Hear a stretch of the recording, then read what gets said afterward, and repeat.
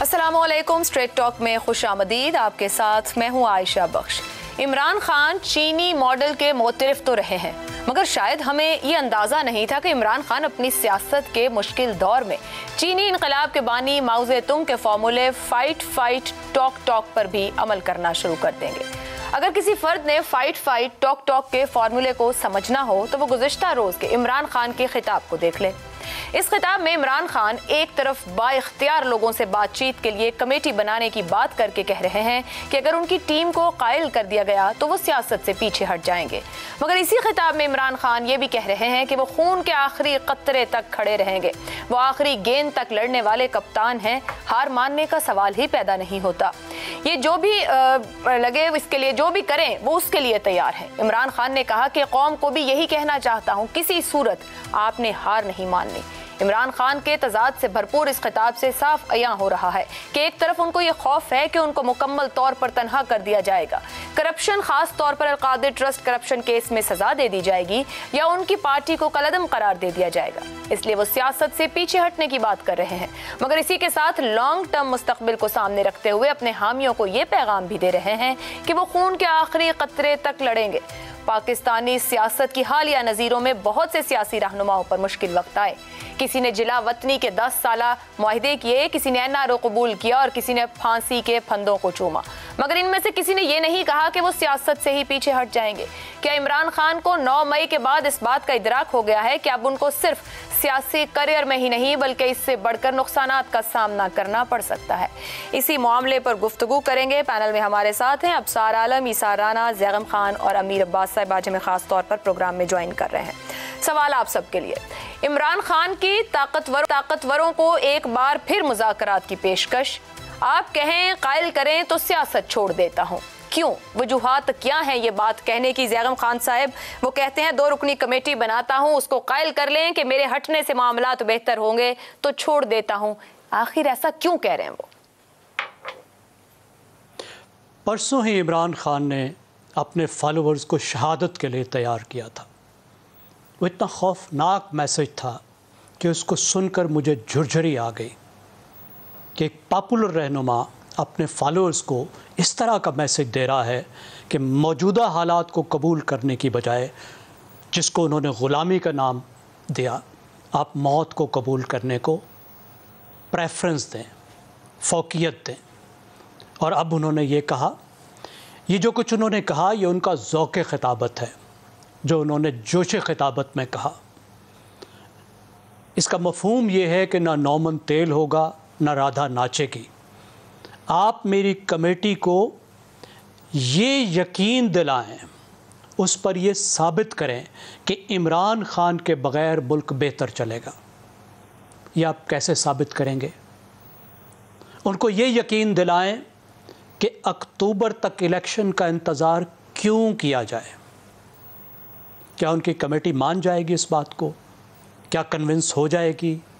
क्या इमरान खान कन्विंस हो जाएंगे? मुझे लगता है कि इमरान खान को हालात की संगीनी का इस वक्त भी अंदाज़ा नहीं है। जिस तरह की वो इफ्स एंड बट्स लगा रहे हैं, जिस तरह की वो शराइत आयद कर रहे हैं, जिस तरह से वो इंटरलोक्यूटर मुंतखब कर रहे हैं, वो इस बात का इंतखाब कर रहे हैं कि किससे वो बात करेंगे। इस वक्त भी वो वज़ीर आज़म से बात करने को तैयार नहीं है। इस वक्त भी वो बराह रास्त किसी के साथ बैठने को तैयार नहीं है। वो अपने पसंदीदा 2 मेंबर्स की कमेटी भेजना चाह रहे हैं, जो इतनी अहम होगी कि उससे इस्टेब्लिशमेंट का सरबराह भी बात करेगा और इस्टेब्लिशमेंट भी बात करेगी, जो उनसे बात ही नहीं करना चाहती, जो महीनों पहले उनके साथ रवाबित मुनक़ता कर चुकी है। और वज़ीर आज़म इस वक्त भी उनकी सतह से नीचे है, सियासतदान इस वक्त भी उनकी सतह से नीचे हैं। इस वक्त भी जो उनका खुमार है कि उनके तमाम मुखालिफ माइनस हो जाएं, वो उनको मैदान सियासत से बाहर निकाल फेंकें क्योंकि वो चोर और डाकू हैं, ये अभी तक उनके जहन से नहीं उतरा है। और ये बहुत अफसोसनाक बात है। इमरान खान को सियासत से माइनस नहीं होना चाहिए, सियासत उनका हक़ है। पीटीआई को सियासत से माइनस नहीं होना चाहिए, पीटीआई का हक़ है, लेकिन कानून तो अप्लाई होना चाहिए ना, इमरान खान पर भी पीटीआई पर भी, और उसी पैमाने पर अप्लाई होना चाहिए जिस पैमाने पर कानून के मुखालिफिन पर अप्लाई हुआ था। जो आइन और कानून की डेफिनिशन तशरीई अदालत आलिया ने उनके मुखालिफों के लिए की थी वही इमरान खान पे होनी चाहिए ना, क्योंकि अब वो कानून बन चुका है। सुप्रीम कोर्ट जो तशरीह कर देती है वो खुद एक कानून होता है और उसको तब्दील करने के लिए आपको आईनी तरमीम चाहिए होती है। वो रास्ता तो पेश किया गया था, उन्होंने कबूल नहीं किया, और अगर उस रास्ते के ज़रिए वो माइनस हो जाते हैं तो फिर वो उनकी किस्मत, और उनकी एक खुशकिस्मती ये है कि उनको भी जज बशीर जैसा मुनसिफ मिजाज एक जज मिला है जो उससे पहले चोरों डाकुओं का सफाया कर चुका है। तो इस बार तो वो शिकायत भी नहीं कर सकेंगे, शिकायत भी नहीं कर सकेंगे कि उनको मुनसिफ ठीक नहीं मिला। मेरे ख्याल में उनका रेटरिक है और उनको इस वक्त तक हालात की ठीक फहम नहीं है। हालात की फहम आखिर क्यों नहीं हो पा रही गुज़िश्ता एक साल और अब तक के मामलात, मतलब गुज़िश्ता 13-14 दिन। अमीर अब्बास साहब, जिला वतनी, कैद, फांसी सियासतदानों के सियासी फैसले रहे। इमरान खान जो इस वक्त ताकतवरों से मुज़ाकरात के मुतमन्नी हैं, किसी मुश्किल से बचना चाह रहे हैं या फिर कहूँ कि मर दो और मर जाओ या मार दो, समझ नहीं पा रहे कि सियासत किस ढंग पे करनी है? बहुत शुक्रिया आयशा। एक तो आपने आगाज में माओ ज़ेदुंग का जिक्र किया और इनकलाब चीन का, तो देखें माओ 10,000 किलोमीटर उसने सफर किया अपने मार्च में, 10,000 किलोमीटर, और 18 पहाड़ी सिलसिले उसने अबूर किए। अब इस दरिया अबूर करता हुआ जिस काफिले को अपने साथ लेकर चला था, 90% वो काफिला उस मकसद या उस मिशन को हासिल करने के लिए रास्ते में थकन से, भूख से और गोलियों का निशाना बन के मर गया। सिर्फ 10% हमनवा उसके साथ जो वो मंजिल पर पहुंचा था और वो कामयाब हुआ था। देखिए, वो माओ के इनकलाब से या किसी और इनकलाब से इमरान खान को नहीं मिलाया जा सकता। न पाकिस्तानी कौम के अंदर वो इनकलाब की कोई रमक उस किस्म की मौजूद है जो उन इनकलाबात में या उन कौमों में हमें नजर आता है। और माओ के इनकलाब के अंदर तो गुरीला वॉरफेयर का भी एक एलिमेंट हमें नजर आता है। या तो पर इमरान खान ये ऐलान करें कि वो गुरीला वॉरफेयर शुरू करेंगे अपने मकासद को हासिल करने के लिए, जो दुनिया में कई हुक्मरानों ने की, बहरहाल जैसे वियतनाम में वियतकॉन्ग के नाम से सामने आई गुरीला वॉरफेयर, जैसे नेल्सन मंडेला जैसा दुनिया का सबसे अजीम तरीन रहनुमा समझे जाने वाला, उसने एक मिलिटेंट विंग बनाया अपनी जमात के अंदर, और उस मिलिटेंट विंग का नाम उसने रखा था उमखोंटो इस्तीजवे। उसने मिलिटेंसी से अपने कानों के लिए हुकूक हासिल किए थे। सो या तो वो कोई ऐसी पॉलिसी बनाते हैं जो बहरहाल वो नहीं कोई इस किस्म की बना सके, ना वो बन सकती थी, तो उनको फिर एक डेमोक्रेटिक स्ट्रगल से ही अपने मकासद हासिल करने थे। मेरा ख्याल है उन्होंने जो 9 मई से पहले तक जो रास्ते इख्तियार किए, जिसमें उन्होंने 50 से ज्यादा जलसे किए, उन्होंने लॉन्ग मार्च किया 2 दफा, अगरचे दोनों दफा कामयाब नहीं हो सका, उन्होंने जो बाकी पॉलिटिकल पार्टीज के तरीकेकार होते हैं वो इख्तियार किए, लेकिन वो कामयाब नहीं हो सके। इमरान खान साहब को इस बात का तो यकीन था कि वो पाकिस्तान के सबसे पॉपुलर लीडर हैं, लेकिन वो अपने मुखालिफ हरीफ की ताकत को अंडर एस्टिमेट कर रहे थे।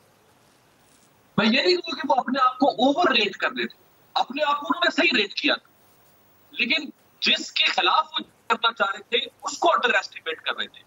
और वो समझ रहे थे कि शायद जब वो निकलेंगे उनके साथ इंसानी सरों का एक समंदर होगा और वो उमड़ता चला जाएगा और जो मुखालिफ हरीफ है वो शायद पीछे हट जाएगा। लेकिन वो भूल गए थे कि जो मुखालिफ हरीफ है वो इस रियासत में बहुत ताकतवर है, उसको कोई सियासतदान या कोई सियासी जमात इतनी आसानी से पछाड़ नहीं सकती है। मैं चले शिकस्त का लफ्ज़ नहीं इस्तेमाल करता है, पछाड़ नहीं सकती है। उनसे पहले आने वालों ने भी बड़ी कोशिश की पछाड़ने की, शायद उनका तरीकाकार कुछ और होगा। ठीक सर साहब, मैं आपकी तरफ आऊंगी। जब मैं ये पूछ रही हूँ कि क्यों वो ऐसा ऑप्शन ऑफर कर रहे हैं, मुतमन्नी है ताकतवरों से, क्या गिरफ्तारी का खौफ है या अपने सियासी बयानिए से मायूस हो गए हैं, लीडरों के जाने से परेशान हो गए हैं? इमरान खान सियासतदान थे ही नहीं, और जिन्होंने इमरान खान को इस मुल्क पर मुसल्लत किया उन्हें भी अब पता चल गया है उनके साथ जो हो रहा है कि उन्होंने कितनी बड़ी गलती की। और इमरान खान के बारे में जो बातें मशहूर हैं कि वो साइकोलॉजिकली अनस्टेबल हैं, वो बातें ज़ाहिर हो रही हैं। वो पहले ज़िंदगी के जब सियासत में आए हैं, ज़िंदगी के 14 साल वो जूते चटकाते रहे हैं सड़कों पे, उनको एक सीट भी नहीं मिलती थी। फिर फ़ौज ने उनको गोद में बिठाया और वो कहते रहे कि जो आर्मी चीफ होता है, वो कौम का अब्बा होता है। अब अब्बा ने गोद से उतारा तो एड़ियाँ रगड़ रहे हैं और चीख रहे हैं कि मुझे वापस गोद में उठाएं। जो उन्हें अभी भी एंटी इस्टेब्लिशमेंट समझते हैं, मैं उनकी भी अकल और फ़हम की दाद देता हूँ। जो अब भी नहीं समझ रहे कि वो बार बार ये कहे जा रहे हैं, मैं सियासतदान हूँ लेकिन मैंने सियासतदानों से बात नहीं करनी, मैंने फ़ौज से बात करनी है। तो यही इससे पता चल जाता है वो कितने एंटी इस्टेब्लिशमेंट है और उनकी प्रायोरिटीज़ क्या हैं। फिर अभी देख लें जो 9 मई को हुआ, वो अब्बे की गोद में वापस जाने की एक सारी कोशिश थी और एक पूरी बगावत की कोशिश की गई फ़ौज के अंदर। उसी पे वो उनका इन्हिसार था पूरा। उनका इन्हिसार मुझे तो अफसोस है कि चेयरमैन माओ और नेल्सन मंडेला का नाम आ रहा है इमरान खान के साथ, जो एचिसोनियन क्लास के हैं, अर्बन रूलिंग एलीट के कुछ लोगों को साथ मिला के वो समझते थे कि वो 24 दरिया और 10,000 किलोमीटर का सफ़र तय कर लेंगे। तो अहमकों की जन्नत में रहते हैं वो लोग जो ऐसा समझते थे। उनका तो यही है सारा कि उस दिन बगावत चाह रहे थे हो जाती फ़ौज में, और फ़ौज उन्हें दोबारा कहते इमरान खान साहब आएँ, आप तशरीफ़ लाएँ, आपके लिए हमने प्राइम मिनिस्टर हाउस के दरवाजे खोल दिए हैं। वो नहीं हुआ। उस वजह से उन्हें इस दलदल में अब अपने आप को फंसा महसूस कर रहे हैं। वो रवायती नहीं, वो प्रोफेशनल सियासतदानों की उनमें कोई भी बात नहीं है। उन्होंने रिटोरिक चलाया, उन्होंने झूठ बोला मुसलसल लोगों के साथ, उन्होंने लोगों को गुमराह किया अमेरिकन साजिश के नाम पर, और 1 साल बल्कि 13 महीने 1 साल उन्हें गुमराह करते रहे। उसकी बुनियाद पे वो कहते बयानिया, झूठ बोलना बयानिया तो नहीं होता, लेकिन उन्होंने मुसलसल झूठ बोला अमरीकी साजिश का, और अब उसी अमेरिका के तरले कर रहे हैं, उसी फ़ौज के तरले कर रहे हैं जिसके सरबराह को मीर जाफ़र मीर सादिक कहा, और आज जिसको मीर जाफ़र और मीर सादिक कह रहे थे उसको GHQ में जो तकरीब हुई है उसको बिठाया गया था, उससे मैसेज पता नहीं क्या गया, जो भी गया। बहरहाल ये असल बात है। सियासत वो कर नहीं सकते ना, वो सियासतदान हैं, वो एक खिलाड़ी थे और वो एक 11 लोगों की टीम को कंट्रोल कर सकते थे। 24 करोड़ मुल्क जिसमें मुख्तलिफ़ कौमियतों के मुख्तलिफ़ ख्यालात के लोग रहते हैं, इसके लिए जो सुलझाव, जो ठहराव और जो तहजीब होनी चाहिए, ना उनकी ज़ुबान में है ना उनके किरदार में। इसार साहब, सियासत जैसे भी की है, सही की या गलत की तो है इमरान खान ने, वोट बैंक भी उनका है फिलहाल। वो जो इतनी बड़ी बात कह रहे हैं कि मुझे कायल करो तो मैं सियासत छोड़ने को तैयार हूं, क्या आने वाले दिनों के मंजरनामे से दबाव में आ गए हैं, परेशान हो गए हैं कि कहीं जेल ना जाना पड़ जाए, कहीं मैं बिल्कुल ही तनहा ना रह जाऊं, तो कुछ स्पेस लेना चाह रहे हैं, सियासत से ब्रेक लेना चाह रहे हैं? देखिए, ये जो एक तासुर बन रहा है ना कि वो शायद सियासत से कोई ब्रेक लेना चाह रहे हैं, तो वो कोई पाकिस्तानी कोई देवदास तो है नहीं। जैसे देवदास ने कहा था कि बापू ने कहा गांव छोड़ दो, माँ ने कहा पारो छोड़ दो, सब ने कहा दुनिया छोड़ दो। तो वो कोई इस तरह तो नहीं कह रहे कि वो सब कह रहे हैं सियासत छोड़ दो तो मैं सियासत छोड़ दूंगा, वो छोड़ेंगे नहीं। उसकी रीज़न है तो क्या क्यों रहे हैं छोड़ेंगे? मैं अर्ज कर रहा हूँ कि एक तरफ आप कहते हैं कि इमरान बहुत जंगजू है, लड़ाका है, और जब वो सुलह की बात करता है तो आप कहते हैं कि जी वो तो उसने हथियार फेंक दिए। किस जगह टिके तो सही ना? सुलह किससे करनी है जी? उनसे करनी है जिनसे लंदन में बैठ के नवाज शरीफ ने की थी, उनसे करनी है जिनके लिए मरियम ने कहा था कि मैं इमरान से बात क्यों करूं, मैं तो ऊपर वालों से बात करूंगी, उनसे ही करनी है। अच्छा, तो इमरान खान कह रहे हैं वो जो 4-6 महीने से कह रहे थे जिसके लिए 9 मई किया है, 9 मई के बाद भी सीखा नहीं कि क्या किया है। नहीं तो क्या सीखने से क्या मतलब है आपका? क्या करें? वो बाहर आके कान पकड़ लें, क्या करें? वो एक बात मुसलसल कह रहे कि भाई पाकिस्तान का अमन अगर इस बात पे है कि मुझे माइनस करने से अमन होता है तो मैं विड्रा करता हूँ, और इससे ज्यादा हुबुलवतनी क्या हो सकती है? इस वक्त के हालात के तकाजों को सामने रख के अगर एक बंदा ये कहता है कि अगर मेरे माइनस होने से, मैं सरेंडर होने से बेहतरी हो सकती है तो मैं हो जाता हूं, तो इससे बड़ी कुर्बानी क्या कोई दे सकता है? नहीं, पर साथ ही मैं यही तो मैंने अपने इब्तिदाई में, साथ ही वो कहते हैं कि खून के आखिरी कतरे तक खड़ा हूं चाहे जो मर्जी हो जाए। वो यक वक्त 2 बातें एक ही सांस में जब कहते हैं, सियासत से अगर अव्वल तो वो पीछे नहीं होंगे, और वो जो कह रहे हैं वो बात तो आप पूरी समझे। वो कह रहे हैं कि कायल कर लेना कि हम मुजरिम हैं, अगर हम मुजरिम हैं तो पीछे हो जाते हैं, और अगर हम मुजरिम नहीं है तो फिर जो जिम्मेदार हैं उनके गिरबान पकड़ लें। और फिर अगर वो ये कहता है कि खून के आखिरी कतरे तक खड़ा रहूंगा, तो एक बात आप समझें, इमरान खान सियासतदान हो ना हो, वो खिलाड़ी हो, वो खतरों का खिलाड़ी जरूर है, और उस खतरे के खिलाड़ी ने पाकिस्तान के 3-4 करोड़ अवाम का वोट लिया हुआ है, उसके पीछे अवाम एक सेकंड होल्ड ऑन, कितना वोट लिया? थोड़े दिन पहले मैंने आपको प्रोग्राम में बताया था 1,60,00,000 करीबन मेरा ख्याल से, जो मुझे अब याद है, और जो उनकी मुखालिफ जमात है उनका वोट इससे ज्यादा है। जी, मैं आपकी बात को मान गया कि उनका ज्यादा था, 14 जमातों का। वो 14 जमातें जो इस पाकिस्तान की करता धरता थी 35 साल से, वो रल के उससे वोट थोड़ा सा आगे बढ़ के मारती हैं। मुझे इससे तो बहस ही नहीं है। मैं 3-4 करोड़ कहता हूँ, मैं कौन सा इसाक डारूं जिसे लफ्जों का धंधा आता होगा और वो डॉलर को लफ्जों में यूं करके नीचे फेंक देगा। मैं तो वैसे एक जनरल बात कर रहा हूँ। मैं ये बात कर रहा हूँ कि इमरान खान एक सियासतदान है, सियासतदान था तो उसने इतने बड़े सियासतदान अगर था तो उसने इतने बड़े पहलवान जरदारी नवाज शरीफ को नॉकआउट किया ना। चले अमीर अब्बास साहब, ये यहाँ पे हमारे दो मोअज़्ज़ज़ मेहमानों की तरफ से बात हुई। एक ने कहा कि वो सियासतदान ही नहीं, ना उनका तर्ज सियासत कोई सियासतदानों वाला रहा है। ये जो अभी जबान कलाम की भी गुफ्तगू हुई और इसार साहब ये कह रहे हैं कि वो सियासतदान था। इमरान खान साहिब को जो कुछ मिला 18 में, मेरी राय में वो भी उनकी जबान की वजह से मिला, और जो अब 9 मई के बाद हो रहा है ये भी उनकी जबान की वजह से हो रहा है। सियासतदान हैं और ढंग सियासतदानों वाले हैं या नहीं है? योस से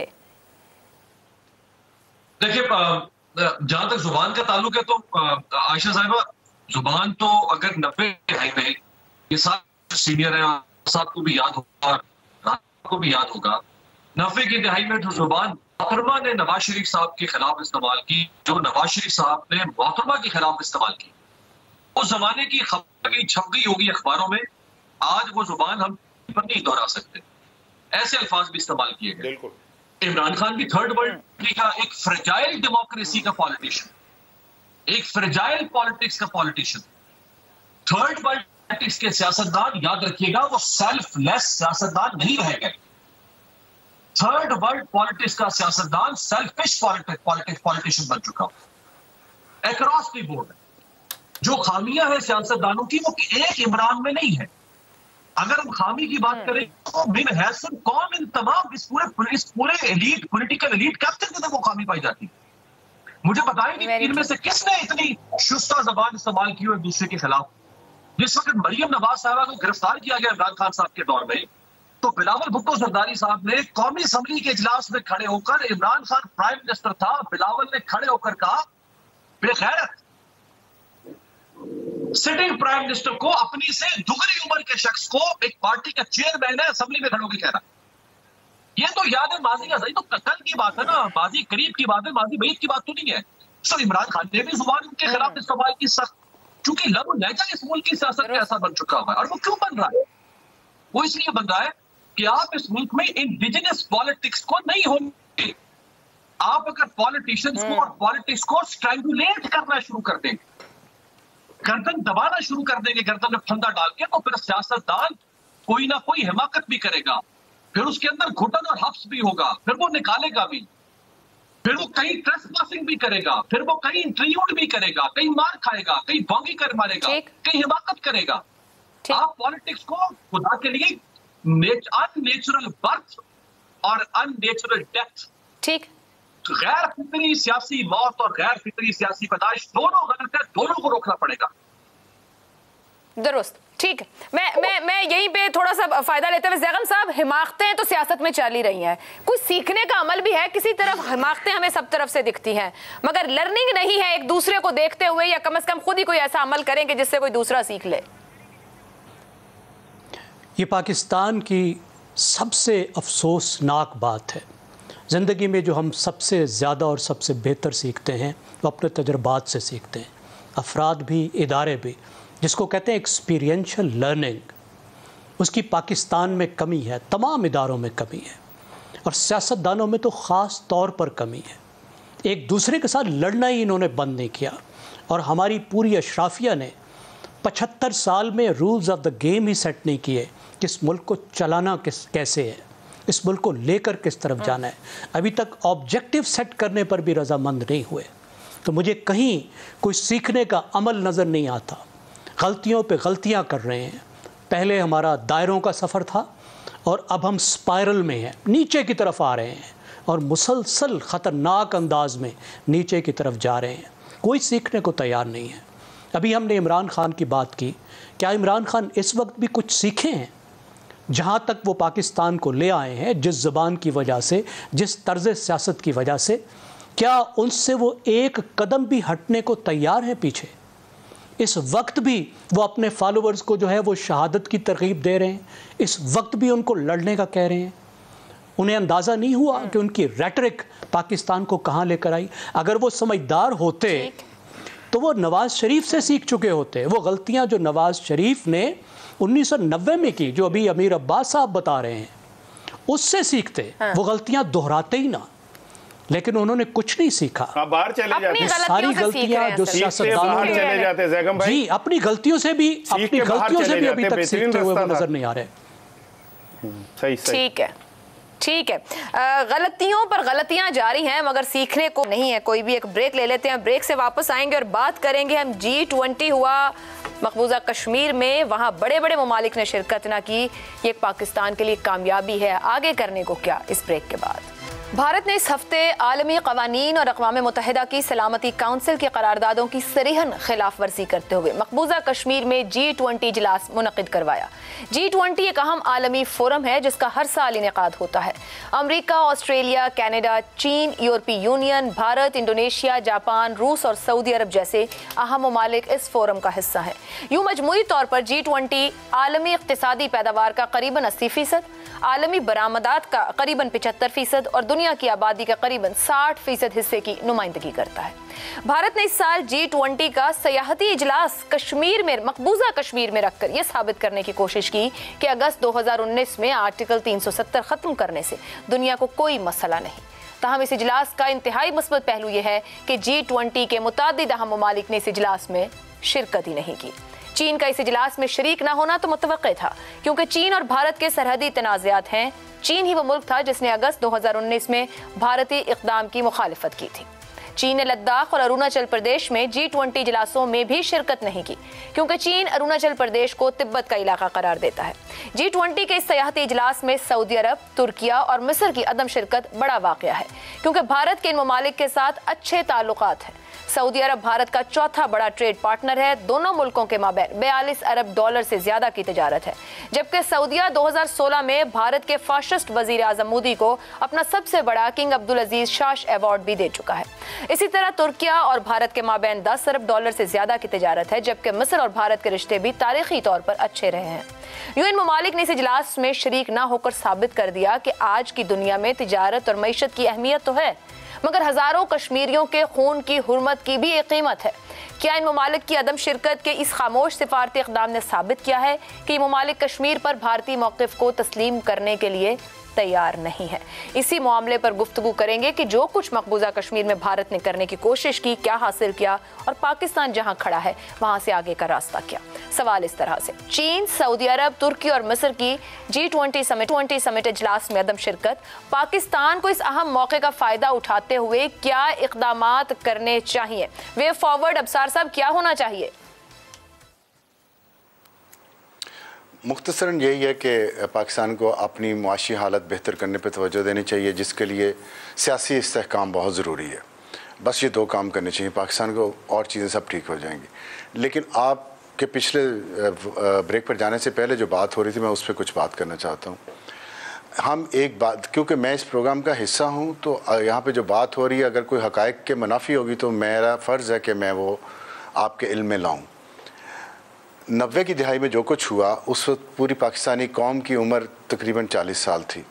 नवाज शरीफ और बेनज़ीर भुट्टो दोनों की उम्रें तकरीबन 35 साल, 32 साल, 34 साल थी।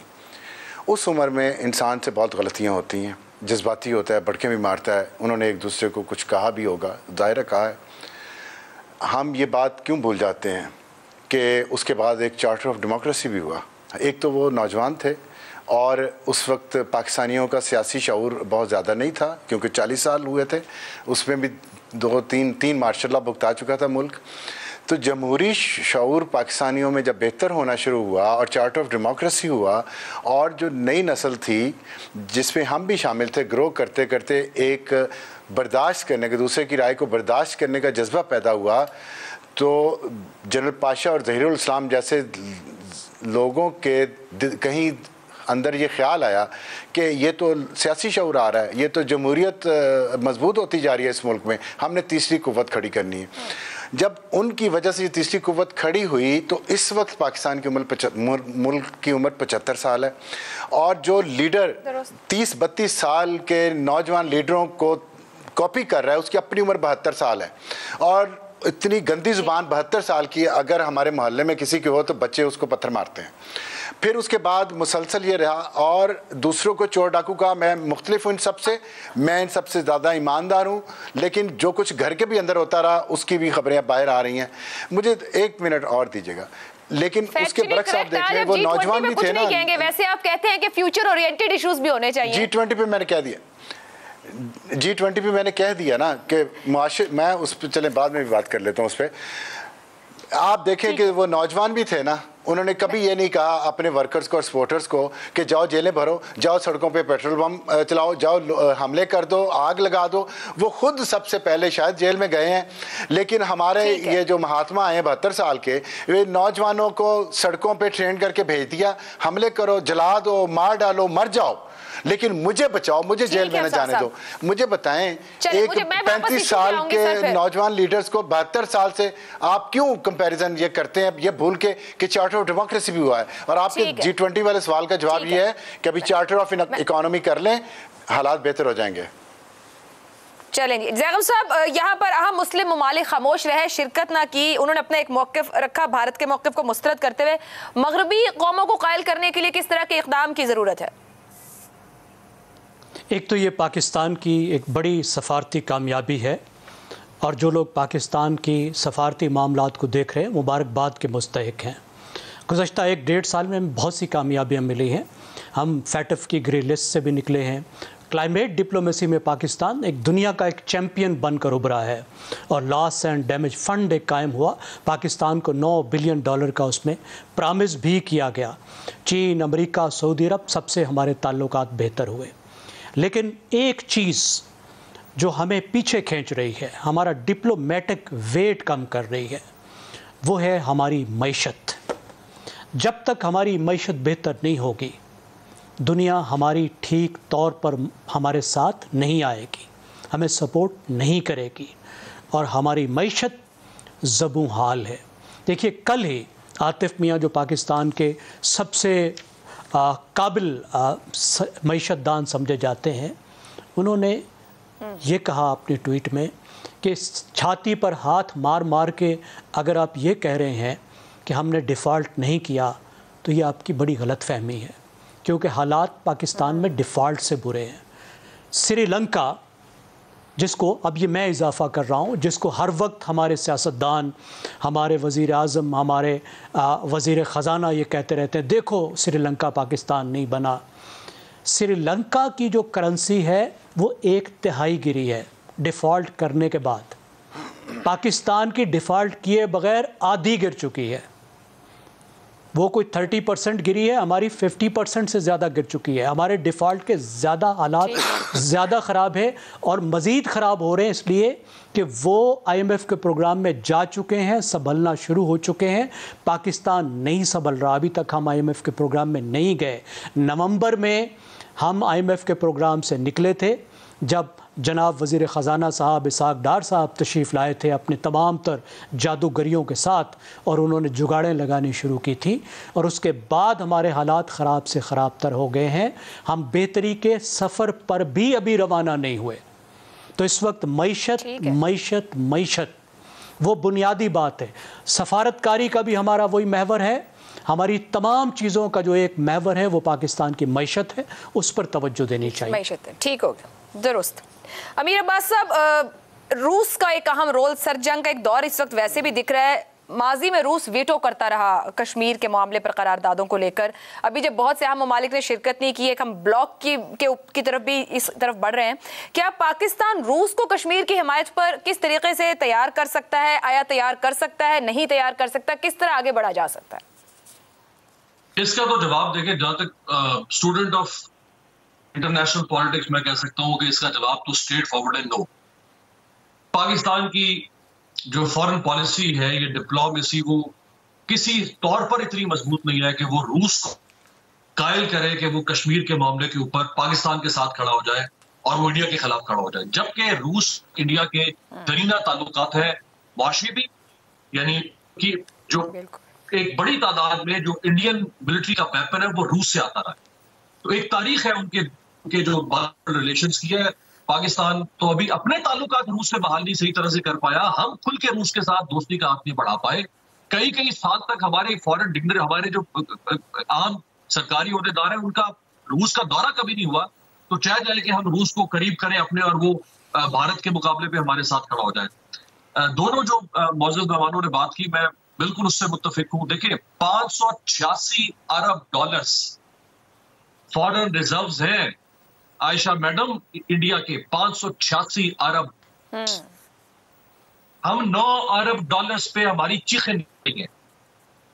उनकी जो टोटल एक्सपोर्ट्स है 2022 अप्रैल से मार्च 2023, 707 अरब डॉलर्स टोटल एक्सपोर्ट्स। और हम ये जो इस्लामी जमहूरियत पाकिस्तान, हम 25 करोड़ लोग मिलके पूरे साल में जो दुनिया को बेचते हैं वो ले दे के 25 अरब डॉलर। कहा 25 अरब डॉलर, कहा 707 अरब डॉलर्स। क्या पितली, क्या शोरबा।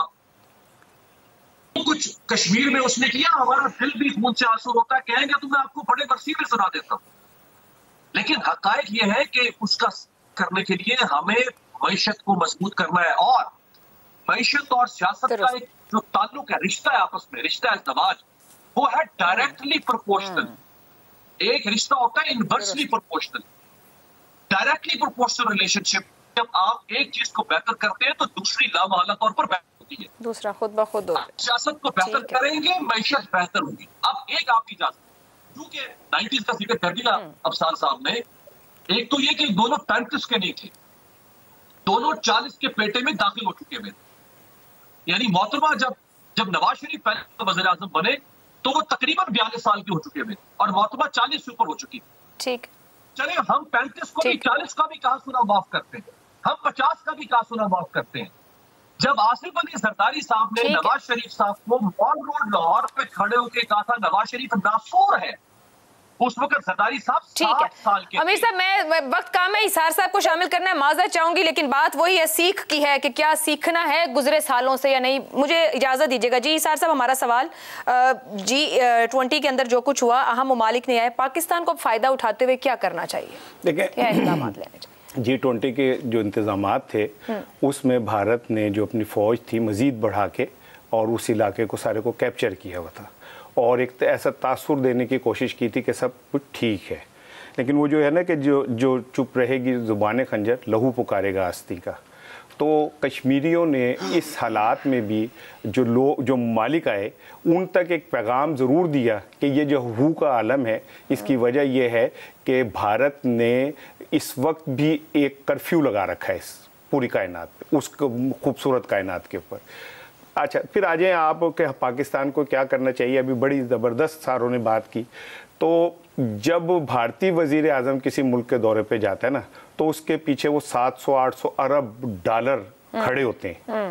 जब हमारा वज़ीर आज़म जाता है तो हमारे पास एक कशकोल होता है और वो हाथ में पकड़ के कहता है जो दे उसका भी भला, जो ना दे उसका भी भला। तो फर्क तो लोगों में, एक फकीर आपके दरवाजे पे आए तो आप उसकी बात मानेंगे, या एक सूटेड बूटेड आदमी बड़ी गाड़ी से उतरे आप उसकी बात मानेंगे? तो जब हमारा वजीर आजम ही फकीर के तौर पे जाएगा, जाके लोगों से वहां पे भीख मांगेगा, तो वो हमारी बात को क्यों सुनेंगे? तो दूसरी बात ये कि बिल्कुल मतलब कश्मीर के लिए तो क्या मांगे, आप तो अपने लिए नहीं मांगे। और पाकिस्तान में जब तक सियासी इस्तेकाम नहीं आता आयशा साहिबा, और सियासी इस्तेकाम खाली इमरान की जबानबंदी से नहीं आएगा, वो तो बड़े ही बदजबान है, बहुत ही बदजबान है। लेकिन असम्बली के अंदर खड़े होकर राना तनवीर ने तो फूल फेंके थे। राना सनाउल्लाह जो जुमले इस्तेमाल कर रहे थे वो तो फूल थे, ऐसे करके खुशबुएं हवाओं में उड़ रही थी। मरियम साहिबा अपने खिताब में जो अल्फाज इस्तेमाल करती हैं उससे तो फिजा मोतर हो जाती है। तो अकेला इमरान खान ही इन तमाम बुराइयों का और शिकार है। श्रीलंका की जो इकोनॉमी है और श्रीलंका की जो पैसा है, करेंसी, वो इसलिए ज़्यादा नहीं गिरी कि उनके जो हुक्मरान थे वो नहीं गिरे, हमारे हुक्मरान गिर गए। और उन्होंने 86 अफराद पे मुश्तमिल काबीना रखी हुई है। एक दफ़ा आटे में उन्होंने सब्सिडी दी और अब तक पूरी कौम के यहाँ पे छुरी रख के डबल कीमत के ऊपर आटे की कीमत वसूल कर रहे हैं। ठीक है जी, गुफ्तगू रही कि मकबूजा कश्मीर पे बाहर से कहीं ना कहीं हमें मिल रही है, सिफारती मदद जारी है, लेकिन हम खुद आगे बढ़कर किस तरीके से मजीद बेहतरी ला सकते हैं उसके लिए ज़रूरत है पहले अपना घर ठीक करने की। बार बार ये जिक्र हुआ आज प्रोग्राम में, मईशत मईशत मईशत, और माशी इस्तेहकाम तभी होगा जब सियासी इस्तेहकाम होगा, जिसकी तलाश फिलहाल जारी है। मुझे प्रोग्राम से इजाज़त दीजिए, अल्लाह हाफ़िज़।